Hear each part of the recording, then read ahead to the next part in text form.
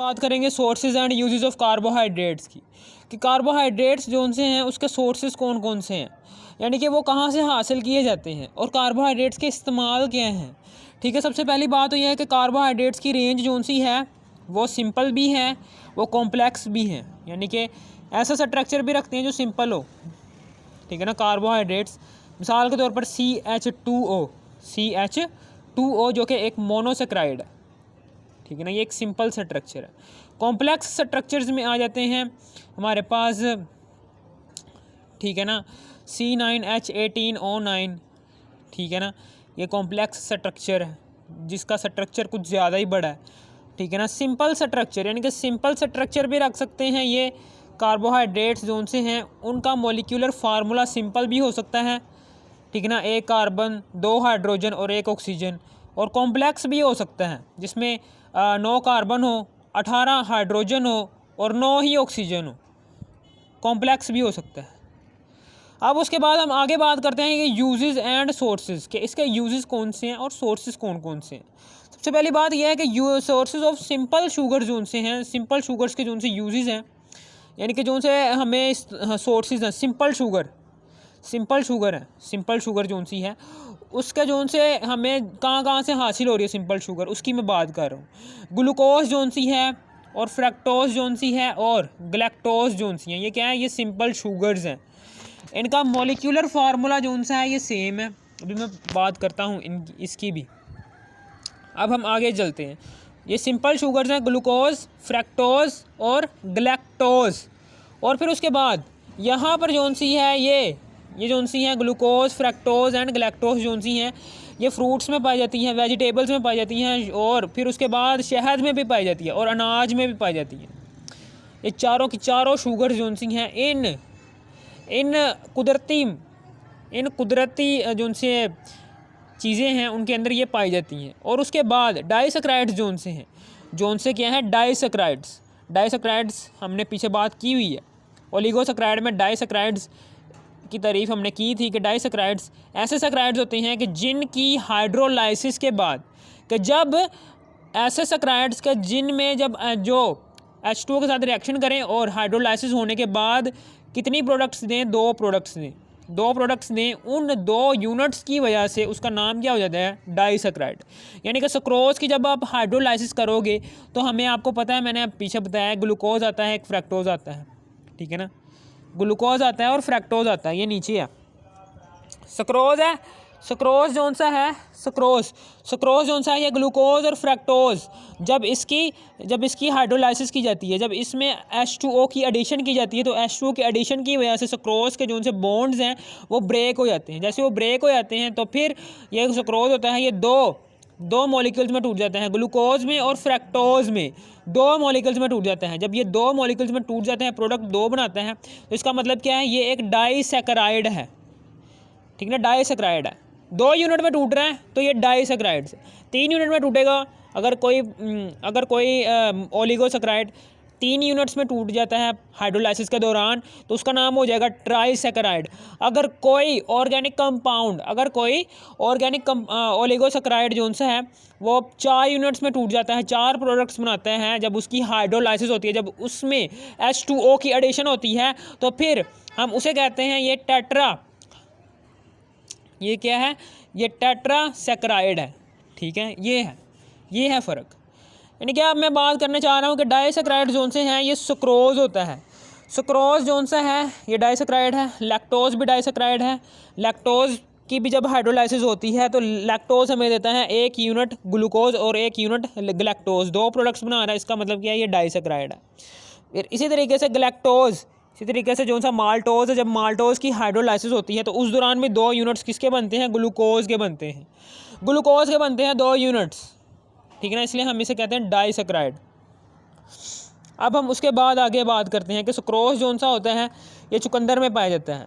ये सुक्रोज जो सा होता है ये चुकंदर में पाया जाता है। और लैक्टोज, सुक्रोज जो सा है ये चुकंदर में पाया जाता है।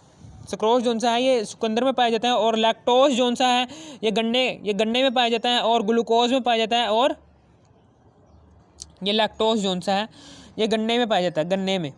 ठीक है ना, और लैक्टोज की जब हाइड्रोलाइसिस होती है तो ग्लूकोज और ग्लैक्टोज देता है। ये ग्लूकोज और गैलेक्टोज क्या है, मेन शुगर्स हैं, यानी कि ये जोन से हैं ये मोनोमर्स हैं। ये मोनोमर्स जब आपस में मिलते हैं तो जोन सा पॉलीमर तैयार होता है वो ये लैक्टोज तैयार होता है, हम ऐसे भी कह सकते हैं, ठीक है। सुक्रोज जोन सा गैलेक्टोज, ग्लूकोज और फ्रक्टोज आपस में जब आपस में मिलते हैं ये दोनों मोनोमर्स, तो जोन सा पॉलीमर तैयार होता है वो सुक्रोज होता है। और जब माल्टोज जोन सा है इसमें जब ग्लूकोज और ग्लूकोज जब दो ग्लूकोज के मोनोमर्स आपस में मिलते हैं तो क्या तैयार होता है, माल्टोज। वो मैं वही बात बता रहा हूँ कि माल्टोज तैयार होता है, ठीक है, ठीक है। और माल्टोज जोन सा होता है फलों में होता है, ठीक है। अब हम आगे बात करते हैं कि ये मिल्क एंड डेयरी प्रोडक्ट्स, कि डेयरी प्रोडक्ट्स में भी बहुत ज़्यादा मिकदार में होता है और मिल्क में भी बहुत ज़्यादा मिकदार में होता है। ये ग्लूकोज और गैलेक्टोज जो लैक्टोज को बना रहे हैं ये सबसे ज़्यादा कहाँ पर होता है, एक तो चीनी में होता है, शुगर में होता है, पानी कह रहा हूँ, ये दूध में होता है। दूध के बाद ये डेयरी प्रोडक्ट्स जो सी हैं, डेयरी मिल्क में हो गया, ऐसी प्रोडक्ट्स जो दूध से बनाई गई हों, जिनमें दूध जौन सा हो वो कॉमन रॉ मटेरियल यूज़ हो रहा हो, हम उस प्रोडक्ट को कहेंगे ये डेयरी प्रोडक्ट है। कौन सी प्रोडक्ट है, डेयरी प्रोडक्ट। अब हम आगे बात करते हैं कि माल्टोज की। माल्टोज क्या है, ये डाइसैकेराइड होता है। डाइसैकेराइड मैंने आपको भी बताया कि 2 यूनिट्स देता है ये जब इसकी हाइड्रोलाइसिस होती है। डाइसैकेराइड है ऑफ 2 ग्लूकोज मॉलिक्यूल्स, यानी कि 2 ग्लूकोज के मॉलिक्यूल से देता है जब इसकी हाइड्रोलाइसिस होती है, यानी कि 2 ग्लूकोज के मोनोमर्स आपस में मिलते हैं और जो सा पॉलीमर तैयार करवाते हैं, वो जो सा पॉलीमर तैयार होता है वो ये माल्टोज होता है। और फिर उसके बाद आगे इज़ फाउंड इन सीरियल्स, ये अनाज में होता है। सीरियल्स का मतलब है अनाज में होता है, ठीक है। ये किस में होता है, अनाज में होता है। और ये एक पॉलीसैकेराइड है। क्या सैकेराइड है, माल्टोज जोन सा है, पॉलीसैकेराइड कह रहा हूँ, ये पॉलीसैकेराइड थोड़ी है, ये तो ओलिगोसैकेराइड है। पॉलीसैकेराइड जोन से हैं वो ये स्टार्च, सेलुलोज। स्टार्च जोन सा है और सेलुलोज जोन सा है, ये दोनों क्या हैं, ये पॉलीसैकेराइड्स हैं। यानी कि इसमें क्या होते हैं, ये बहुत बड़े बड़े हंड्रेड्स और थाउजेंड्स मोनोसैकेराइड्स मिलकर, 100 से लेकर थाउजेंड्स मोनोसैकेराइड्स आपस में मिलते हैं, फिर जाके ये जोन सा ये बनता है पॉलीसैकेराइड्स, 100 से लेकर थाउजेंड्स तक, ठीक है ना। 100 से लेकर थाउजेंड्स तक जोन से मोनोसैकेराइड्स हैं वो आपस में मिलते हैं, तो फिर जाके ये स्टार्च और सेलुलोज बनता है। बहुत बड़े बड़े मॉलिक्यूल्स होते हैं और ये पानी के अंदर हल भी नहीं होते, हमने पीछे पढ़ा हुआ है, ठीक है ना। कॉटन में, ये किस में होता है, कॉटन में होता है। ये पॉलीसैकेराइड्स की बात है। अब ये वीट है और सीरियल है, चावलों में भी पाया जाता है और अनाज में भी पाया जाता है। ये स्टार्च जोन सा है ये चावलों में पाया जाता है और अनाज में पाया जाता है। और सेलुलोज जोन सा है ये पाया जाता है कॉटन में, ठीक है ना, और फिर रुई वगैरह में, ठीक है। अब ये जोन सा है क्रॉप्स, ये जो सी फसलों में पाया जाता है, जौ में पाया जाता है, मकई में पाया जाता है, चावलों में पाया जाता है। इन 4 चीज़ों में कौन कॉमन है, पॉलीसैकेराइड्स। पॉलीसैकेराइड्स फसलों में पाया जाता है, जौ, मकई और चावल में पाया जाता है। और फिर उसके बाद अब आगे बात करते हैं कि हमारी जो सी बॉडी है वो बनी होती है किससे, ग्लूकोज से। हमारी जो सी बॉडी का जो सा कार्बोहाइड्रेट है, हमारी जो सी बॉडी है वो उसका ज़्यादातर हिस्सा जो सा है वो यूज़ कर रहा है। हमारी जो सी बॉडी है ना, बॉडी, हमारी बॉडी में जो सा मैदा है, मैदा हजम ज़्यादातर कर रहा है कार्बोहाइड्रेट्स। रोटी खाते हैं ना, उस रोटी में ज़्यादातर कार्बोहाइड्रेट्स होता है। उस कार्बोहाइड्रेट्स को पीसता है, उस कार्बोहाइड्रेट्स के मॉलिक्यूल्स को तोड़ने के बाद ग्लूकोज जो सा है, को पता है कि कार्बोहाइड्रेट में सबसे कॉमन ग्लूकोज होता है, ग्लूकोज, ठीक है ना, ग्लूकोज होता है। ये क्या है, एक मोनोसैकेराइड है, ठीक है ना। ग्लूकोज हो गया, फ्रक्टोज हो गया, ये क्या है, ये क्या है, ये क्या है, ये मोनोसैकेराइड्स हैं। और जो उनसे ओलिगोसैकेराइड्स हैं वो ये हैं, ओलिगोसैकेराइड्स या फिर ऐसे सैकेराइड्स का जिनकी हाइड्रोलाइसिस हो सकती है, ग्लूकोज की हाइड्रोलाइसिस नहीं हो सकती, इसलिए ये क्या है, मोनोसैकेराइड। और जिनकी हाइड्रोलाइसिस हो सकती है वो क्या है, वो ओलिगोसैकेराइड्स हैं। ओलिगोसैकेराइड्स हम पीछे अभी मैंने बताया कि ओलिगोसैकेराइड्स जोन से हैं वो ये हैं, ये जोन से हैं लैक्टोज, माल्टोज और सक्रोज, क्योंकि इन तीनों की हाइड्रोलाइसिस हो सकती है। और इन तीनों को हाइड्रोलाइसिस के दौरान जो उनसे प्रोडक्ट्स बन रहे हैं वो भी 2-2 बन रहे हैं। 2-2 बनने की वजह से हम इसे कहेंगे डाइसैकेराइड्स हैं। ये क्या है, ये डाइसैकेराइड्स हैं, ठीक है ना। और डाइसैकेराइड किसकी किस्म होती है, ओलिगोसैकेराइड। ओलिगोसैकेराइड को तकसीम किया गया है डाइसैकेराइड, ट्राइसैकेराइड, टेट्रासैकेराइड, अभी मैंने आपको बताया। अब हम आगे बात करते हैं, अब हम आगे बात करते हैं किसकी, इसकी क्रॉप्स, जो सा ग्लूकोज है, ग्लूकोज फॉर्म बनाता है। ग्लूकोज जो सा है ये क्या बनाता है, ओवर बॉडी, हमारी जो सी बॉडी है वो यूज़ कर रही है कार्बोहाइड्रेट्स को, ग्लूकोज को फॉर्म बना रही है, ग्लूकोज बना रही है, ठीक है ना, ओनली फॉर्म ऑफ कार्बोहाइड्रेट्स। यानी कि जो सा हमारी बॉडी है वो कार्बोहाइड्रेट्स को इस्तेमाल करते हुए ग्लूकोज बना रही है, और ग्लूकोज जो सा है वो कार्बोहाइड्रेट के तौर पर इस्तेमाल हो रहा है। हमारे मसल्स जो से हैं वो ज़्यादातर ग्लूकोज कार्बोहाइड्रेट्स, यानी कि only form of carbohydrates that is used directly muscle, यानी कि जो सा ये ग्लूकोज है, ये ग्लूकोज जो सा है ये मसल भी इस्तेमाल कर रहे हैं, और उसके बाद ये ब्रेन जो सी एनर्जी, ब्रेन को जो सी एनर्जी जा रही है वो भी एनर्जी जा रही है सिर्फ और सिर्फ ग्लूकोज की वजह से।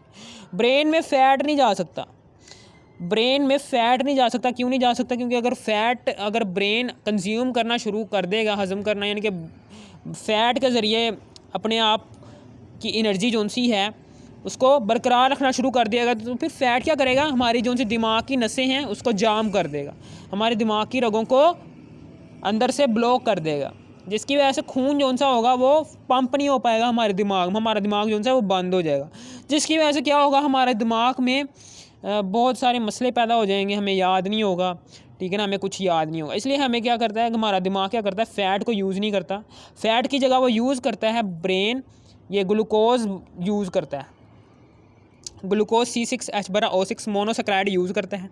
और फिर उसके बाद आगे सुक्रोज जो सा होता है, ये ग्लूकोज भी होता है और फ्रैक्टोज भी होता है। सुक्रोज में आपको मैंने अभी बताया है, ठीक है ना, ये सारी मैंने आपको बातें बता दी हैं। और जो सा गलैक्टोज होता है, गलैक्टोज मिल्क में पाया जाता है।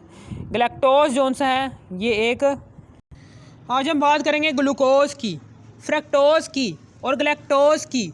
ग्लूकोज, फ्रैक्टोज और गलैक्टोज में फ़र्क क्या है? ग्लूकोज, फ्रैक्टोज और गलैक्टोज, इन तीनों का फार्मूला, केमिकल फार्मूला कह रहा हूँ, इन तीनों का मॉलिक्यूलर फार्मूला एक ही है, ठीक है। ग्लूकोज, फ्रैक्टोज और जो से गलैक्टोज हैं, सबसे पहले हम 6 कार्बन लेते हैं,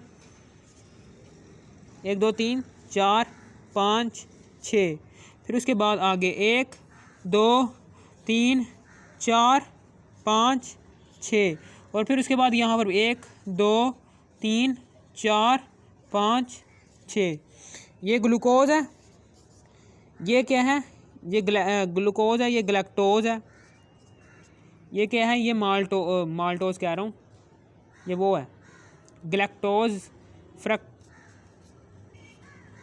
फ्रक्टोज, ग्लूकोज और फ्रक्टोज है ये, ठीक है, ठीक है, समझ आ गई, ठीक है ना, फ्रक्टोज है ये। अब हम आगे बात करते हैं इनके स्ट्रक्चर्स की।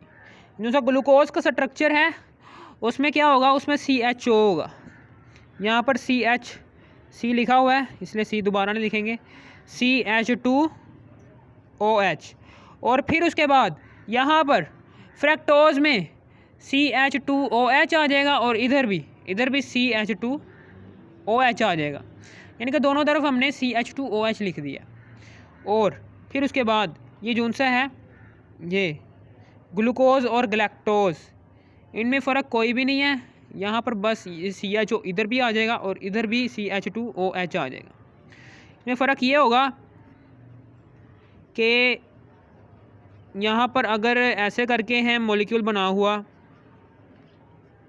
यहाँ पर अगर ऐसे करके मॉलिक्यूल बना हुआ है, ठीक है, तो यहाँ पर कैसे करके बना होगा, यहाँ पर ऐसे करके, ये डबल बॉन्ड O होगा, डबल बॉन्ड O नहीं होगा, यहाँ पर कैसे करके होगा, यहाँ पर ऐसे करके होगा, यानी कि एक हाइड्रोक्सल ग्रुप अगर दाएं लगा होगा, एक हाइड्रोक्सल ग्रुप अगर बाएं तरफ लगा होगा, तो जो सा गलैक्टोज होगा वहाँ पर हाइड्रोक्सल ग्रुप जो सा होगा वो दाएं तरफ लगा होगा, ठीक है ना, दाएं तरफ लगा होगा, और बाकी सारा जो सा मॉलिक्यूल है वो वैसे का वैसा ही होगा। बाकी सारा जो सा मॉलिक्यूलर स्ट्रक्चर, जो सा स्ट्रक्चरल फार्मूला है इसका, किसका, ये इसका गलैक्टोज का, ये वैसे का वैसे होगा। और फ्रैक्टोज का जो सा है ये कैसा होगा, ये फ्रैक्टोज जो सा होगा, ये जो सा है यहाँ पर डबल बॉन्ड O आ जाएगा, फ्रैक्टोज जो सा, बाकी सारा जो सा है यहाँ पर H और यहाँ पर OH आ जाएगा, और यहाँ पर OH आ जाएगा और इधर आ जाएगा H और इधर आ जाएगा OH आ जाएगा और इधर क्या आ जाएगा H। इस तरीके से ये मॉलिक्यूलर स्ट्रक्चर जो सा इन तीनों के मुख्तलिफ हैं, ठीक है ना। सिर्फ और सिर्फ ग्लैक्टोज में क्या होगा कि ये हाइड्रोक्सल ग्रुप अगर इधर लगा हुआ है ना बाएं तरफ, तो हाइड्रोक्सल ग्रुप जो सा है इसमें ग्लैक्टोज में दाएं तरफ लगा होगा और बाकी सारा के सारा मॉलिक्यूल वैसे का वैसे ही होगा। ये फ़र्क था कुछ ग्लैक्टोज में, ग्लूकोज में और माल्टोज में।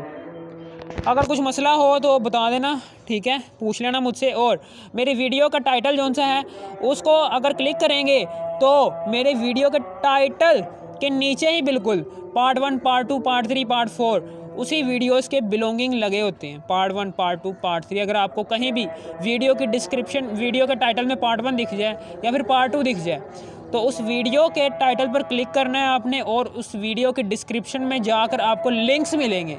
उन लिंक्स में आपने क्लिक करना है ताकि आपको पूरी समझ आए बाकायदा। Part 1, part 2, part 3, part 4, part 5 मैंने ऐसे करके पूरी वीडियोस बनाई हुई हैं, ठीक है ना। आपने वो देख लेना है। Okay, goodbye. अगर आपको समझ लग गई हो तो लाइक ज़रूर करना, सब्सक्राइब भी कर देना।